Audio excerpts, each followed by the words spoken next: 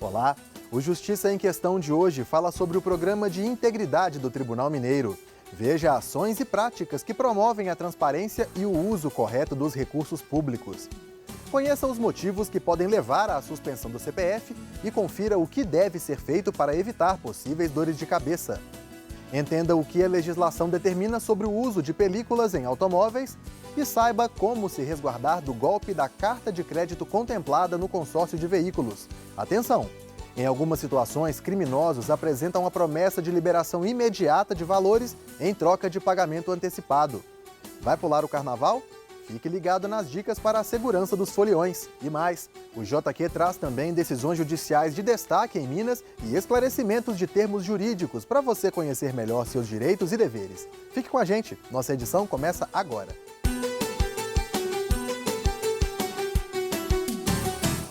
O Tribunal de Justiça de Minas Gerais apresenta seu programa de integridade com medidas para prevenção e combate à corrupção, fraudes e desvios éticos e de conduta. Saiba mais na reportagem.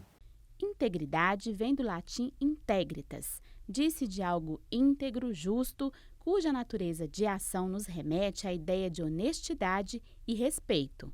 Inspirado nesses conceitos, o Tribunal de Justiça estruturou seu programa de integridade. A iniciativa sustenta-se em 7 pilares: comprometimento da alta direção da Casa, um código de conduta, o canal de comunicação Fale com o TJMG, a gestão periódica de riscos, treinamentos continuados, comunicação e monitoramento permanente. O conjunto de ações tem como objetivo detectar e solucionar irregularidades, prevenir e eliminar práticas ilegais e antiéticas. Eu sempre tive o entendimento de que, para evitar desvios, é necessário que façamos trabalhos preventivos. E a implantação do Pacto de Integridade pelo Tribunal de Justiça de Minas Gerais é um projeto que vai fazer a contenção de eventuais desvios. E, obviamente, será padrão para o resto do país, pois somos o primeiro Tribunal de Justiça a implementar o Pacto de Integridade. Uma equipe de magistrados e servidores atuou na elaboração das diretrizes e dos documentos que compõem o programa. Entre eles, o Código de Conduta, a Política de Gestão de Riscos, o Manual de Gestão de Riscos, a Política de Integridade para Ingresso de Servidores e o Manual do Processo Administrativo de Responsabilização. Tudo isso feito de forma sustentável, sem custos com consultoria externa e sem terceirização de mão de obra. Foi um trabalho hercúleo, foram 20 meses de trabalho, envolvendo toda a casa. E conseguimos aí entregar ao presidente, entregar ao Poder Judiciário Mineiro e à sociedade esse programa que é de fundamental importância. É uma mudança cultural, um novo paradigma que irá evitar aí, cercear de maneira eficiente qualquer tipo de corrupção dentro do tribunal.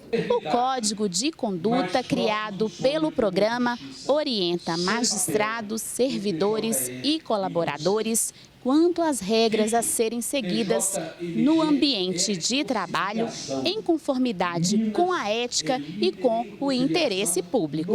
A partir desse Código de Conduta foi produzida a política de integridade das contratações, de modo a garantir negociações públicas cada vez mais rigorosas e idôneas. Para atender às exigências do programa, todos os servidores e colaboradores do TJMG serão treinados pela Escola Judicial Desembargador Edésio Fernandes. E o que está mais do que diagnosticado? Que quando você tem um programa de integridade, você fideliza os servidores, os funcionários com relação a esse programa, diminui as fraudes, as pessoas se sentem mais bem representadas. Além de você mitigar os riscos de responsabilização dos dirigentes, dos agentes públicos. Então você tem vários benefícios para além desses que eu estou citando. As ações previstas no programa são técnicas, mas foram pensadas para que a população sinta na prática uma melhora substancial na prestação dos serviços judiciais.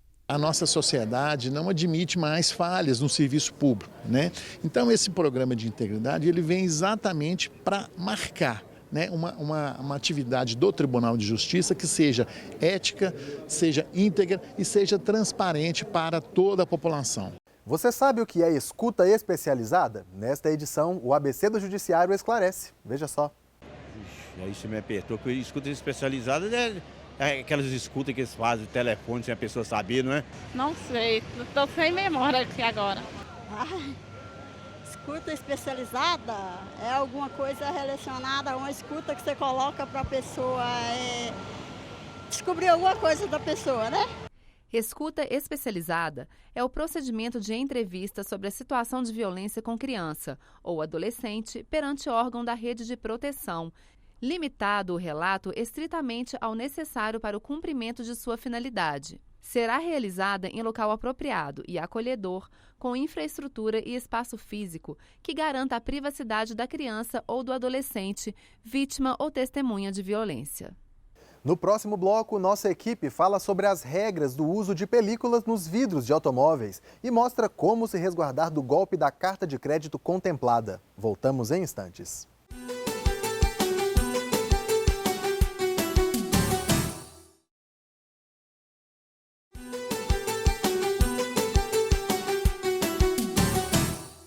Estamos de volta com Justiça em Questão, programa do Tribunal de Justiça de Minas Gerais.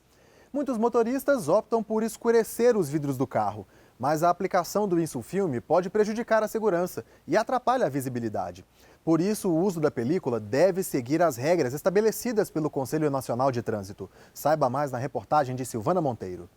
O escurinho traz conforto, privacidade, proteção contra o sol e mais durabilidade para o vidro, mas também pode trazer multas e transtornos ao motorista. Nesta loja de películas em Belo Horizonte, os clientes são alertados, mas nem sempre dão ouvido à recomendação do profissional. Então, a maioria deles já sabem a legislação, porém vão contra ela. E a gente avisa com antecedência que correm perigo de parar numa blitz, mandar arrancar a película, ser multado pela película, mas mesmo assim eles optam pela película. A legislação federal autoriza a aplicação de películas de no mínimo 75% de transparência no para-brisas e de 70% nos vidros laterais das portas dianteiras e 28% nos demais vidros. A regra é diferente para o para-brisa que vier colorido de fábrica. Se esse para-brisa for de cor, geralmente azul ou verde, ele pode ter a transmitância luminosa de 70%. A Resolução 254 do CONTRAN, de 2007, regulamenta o uso desses acessórios e determina os órgãos responsáveis pela fiscalização. O primeiro processo de controle público é na instalação dessas películas. Então, em todas as áreas indispensáveis à dirigibilidade do veículo, né, que é o para-brisa e os dois vidros laterais da frente, existe uma obrigatoriedade de, na hora de instalar a película, existir uma chancela com o índice de transmitância luminosa de forma indelével e visível pelo lado de fora do veículo. Muitas vezes, ao aplicar o filme, algumas empresas carimbam no material um nível de transparência que não corresponde ao verdadeiro. É o caso deste vidro aqui. Já teve cliente que já colocou esse filme em para-brisa escuro e já passou em blitz sem rancor. Mas já sabia que a gente avisa, para-brisa, tudo é proibido por lei no para-brisa. No entanto, os agentes de fiscalização têm como descobrir o verdadeiro índice de transparência da película.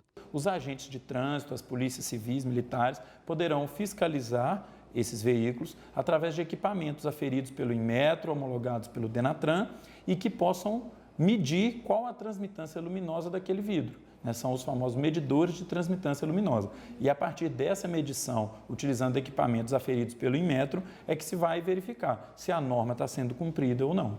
O condutor que desrespeita essas regras comete uma infração grave. Paga uma multa de R$ 195,23 e perde 5 pontos na carteira, com possibilidade de retenção do veículo. E a medida administrativa de retenção do veículo até a regularização. Então, não há necessidade de reboque desse veículo até o pátio ou mesmo de uma remoção. o que é necessário é a regularização da circulação do veículo. Então, no ato de fiscalização, a retirada da película, ela não vai inibir a multa, né? O agente vai lavrar o auto de infração da mesma forma. Entretanto, o veículo vai ser liberado para circulação no mesmo momento.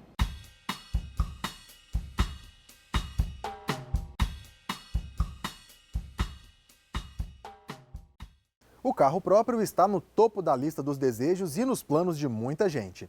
E para realizar esse sonho, muitas pessoas optam por fazer um consórcio. Mas atenção, antes de assinar contratos, é preciso ficar de olho. Órgãos de defesa do consumidor alertam para o aumento de golpes envolvendo cartas de crédito contempladas. As ofertas estão nos sites, nas redes sociais. Nelas, empresas anunciam a oportunidade de ser contemplado em um consórcio sem participar de sorteio ou dar o maior lance. Os preços baixos atraem consumidores. Só que é preciso ter cuidado. Por trás dessas promessas pode estar um golpe. Os estelionatários prometem a liberação total do crédito para a compra de um bem, como um veículo, por exemplo, mediante o pagamento de uma entrada. A pessoa acha que está adquirindo uma carta de crédito contemplada, mas acaba tendo prejuízo. A maioria dos casos é o seguinte, eles fazem um pagamento inicial, né, de um certo valor e com a promessa de que a carta está contemplada, que dentro de tantos dias ele vai receber o valor da carta de crédito, o que na verdade não acontece, né? E o que a gente vê muito dos casos é assim, tem várias modalidades. Pode ser que a carta de crédito nem exista, pode ser que a carta de crédito exista, mas não foi contemplada. Então, assim, tem vários casos, mas o importante ali é aquele engodo inicial daquele pagamento que é feito, né? A pessoa é atraída na empresa, ela faz um pagamento inicial para obter essa carta de crédito contemplada e, na verdade, né, esse desejo se frustra. O coordenador do PROCON estadual explica que antes de fazer qualquer tipo de consórcio, é preciso ter atenção. Se o preço for muito abaixo do que é praticado por outras empresas, desconfie. Quando a esmola é demais, o santo tem que desconfiar. Então, qual que é a esmola demais nos consórcios? É você dizer que rapidamente ele vai ter acesso ao produto ou serviço. Então, de cara, você já desconfia dessa situação. Intermediar a venda de uma carta contemplada sem você ter informações sobre o consórcio e sobre essa contemplação. Então, isso aí é uma maneira que essas empresas têm de atrair o consumidor para que rapidamente ele tenha acesso ao bem ou ao serviço, que é isso que ele quer. Então, nessa situação, desconfie sempre. Marcelo também dá dicas de como evitar prejuízos ao adquirir um consórcio. Primeiro, verifique junto ao Banco Central do Brasil se essa empresa está autorizada a comercializar aquele tipo de consórcio. Então, é importante essa pesquisa.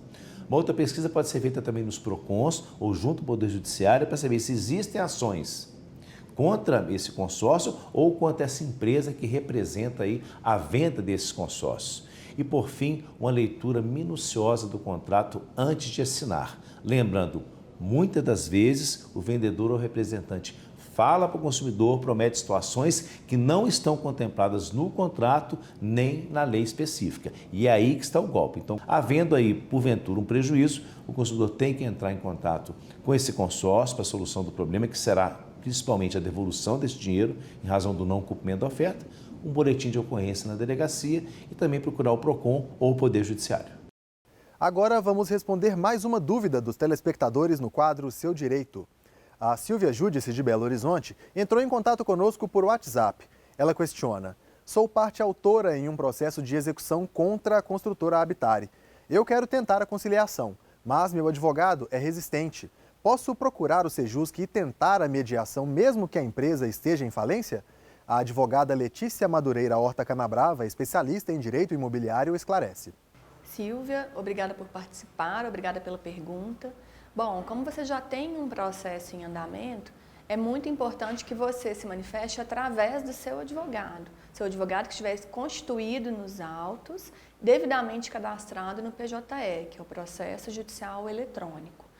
Para ter acesso ao Sejus, ele vai fazer uma petição ao juiz, solicitar uma audiência de conciliação e o juiz acertadamente promoverá aí o agendamento de uma data e hora para essa conciliação acontecer. É importante que o seu advogado ele peça isso num prazo breve, né, para que isso não atrase mais o seu processo e compareça com você essa audiência de conciliação até para te dar segurança e esclarecer todas as suas dúvidas nesse momento. No Sejusc, você pode ir sozinha, caso seu advogado não compareça, e realizar o acordo de acordo com a sua demanda e de acordo com os seus pedidos. Não há necessidade do advogado comparecer nessa audiência. Lá eles têm toda uma estrutura com estagiários, com todos os assessores ali dos juízes para te orientar e te conduzir para um bom acordo, eventualmente com a parte contrária. Você quer que o Justiça em Questão responda a sua dúvida? Envie a pergunta para o nosso e-mail, justiçaemquestão@tjmg.jus.br ou para o WhatsApp 31 98462 1532. E você também pode deixar o seu comentário no nosso canal no YouTube. O endereço é youtube.com/Justiça em Questão. A gente volta daqui a pouco para falar sobre a suspensão do CPF e explicar o que deve ser feito para evitar possíveis dores de cabeça e problemas com o documento.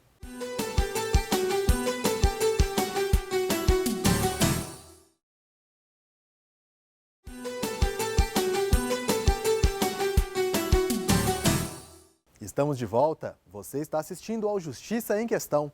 Veja agora as decisões que tiveram destaque no Judiciário Mineiro. O Hospital SOS Medicina de Urgência em Belo Horizonte terá que indenizar um homem em R$60 mil por danos morais e materiais.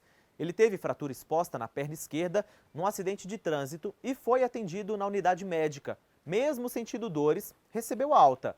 Em outro hospital, descobriu que a perna estava com uma infecção grave e que seria necessário amputar o membro. A vítima afirma que houve falha do SOS e a amputação o impediu de trabalhar.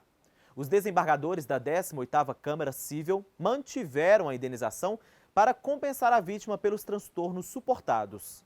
A 10ª Câmara Cível do Tribunal de Justiça de Minas Gerais determinou que a operadora de saúde Unimed, de Belo Horizonte, pague o tratamento domiciliar de um paciente. Segundo o relatório médico, o paciente sofre de uma doença pulmonar obstrutiva crônica e é totalmente dependente de outras pessoas para as atividades básicas. Para os desembargadores, o tratamento domiciliar é um desdobramento do hospital e não pode ser limitado pela operadora do plano de saúde. R$15 mil será a indenização por danos morais que um gari do município de João Pinheiro, no noroeste do estado, irá receber da prefeitura. Ele sofreu um acidente de trabalho quando o estribo do caminhão de coleta de lixo em que se apoiava quebrou. O profissional machucou a clavícula, o ombro esquerdo e fraturou um dedo e precisou ficar afastado do trabalho por 60 dias. Os desembargadores da 19ª Câmara Cível definiram que a quantia fixada é eficaz para penalizar a conduta do ofensor e consolar a vítima. O carnaval é uma época muito aguardada por quem gosta da folia. E nesse período, a última coisa em que se pensa é passar por estresse e ter dor de cabeça por causa de algum serviço contratado ou por ocorrências desagradáveis em eventos públicos, não é mesmo? Acompanhe na entrevista dicas para curtir os dias da farra com maior segurança e saiba o que fazer em caso de eventuais problemas.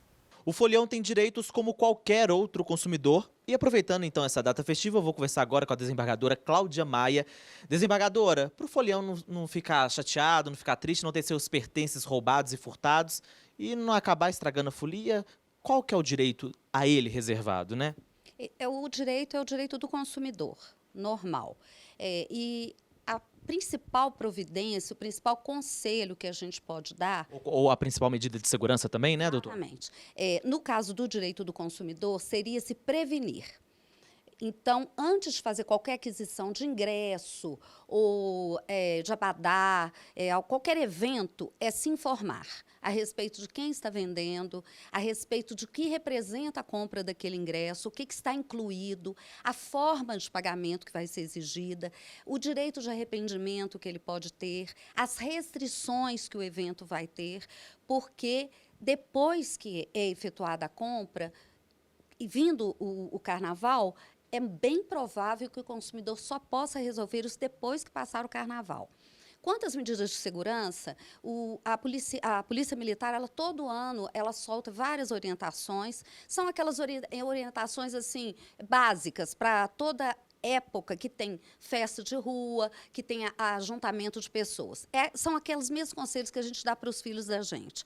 Não ter pertences de valor à vista, procurar estar em grupo, porque O cidadão que está sozinho, ele é muito mais visado por um assaltante. As meninas tomar cuidado com as bebidas alcoólicas, não deixar a bebida, sair para o banheiro, voltar e pegar a bebida de novo. Não utilizar bolsas ou mochilas para a parte de trás. São aquelas providências que a gente tem que tomar em qualquer época. Dicas básicas de segurança para qualquer tipo de festa, né, doutora? No caso de compra de abadá, a senhora já falou aí de abadá e camarote, como o folião deve proceder caso seja vítima de falsificação?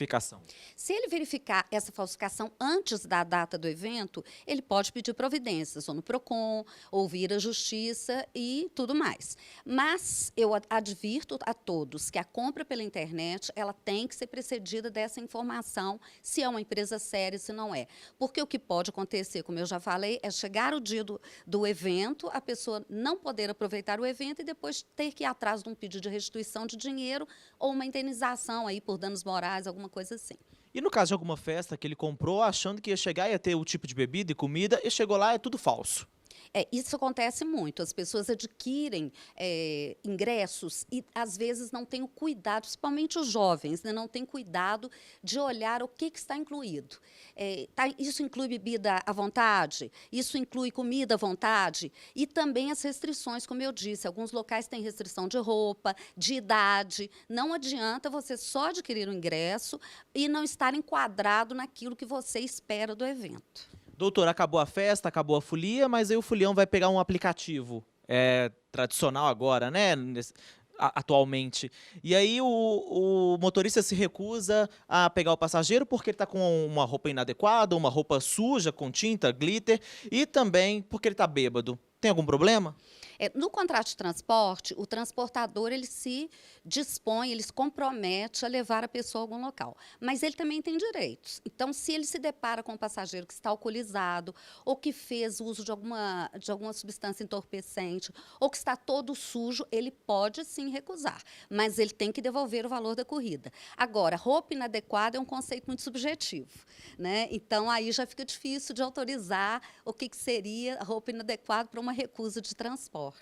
Reforçando sempre, então, né, doutora? Vai aproveitar, vai cair na folia, mas com consciência, né, não? Isso, é o velho ditado. Antes prevenido que remediar. Vamos pensar antes, vamos buscar informação antes. E um bom carnaval a todos com juízo e responsabilidade. O CPF, Cadastro de Pessoas Físicas, é obrigatório para todos os brasileiros, mesmo os que residem fora do país. O documento, emitido pela Receita Federal, pode ser suspenso em algumas situações e isso impede o cidadão de praticar diversos atos da vida civil. Mas é possível evitar dores de cabeça. Confira. O artigo 12 da Resolução 1548 da Receita Federal afirma: a suspensão do CPF acontecerá quando houver inconsistência cadastral. Traduzindo, um CPF pode ser suspenso se faltar algum dado na base de dados da Receita. Dados como nome da mãe, data de nascimento, naturalidade. Foi o que o Reginaldo descobriu 19 anos depois de se mudar para os Estados Unidos. O documento ficou desatualizado e a transação imobiliária que ele tentou fazer no Brasil foi por água abaixo. O fato do CPF estar suspenso me restringia nesse quesito, de eu não poder executar nenhuma transação no Brasil. Mesmo uma procuração, a procuração que eu havia enviado para o meu pai daqui, ela constava como inválida, porque ela não tinha poder nenhum, porque o meu CPF ele estava como suspenso, inadimplente, né?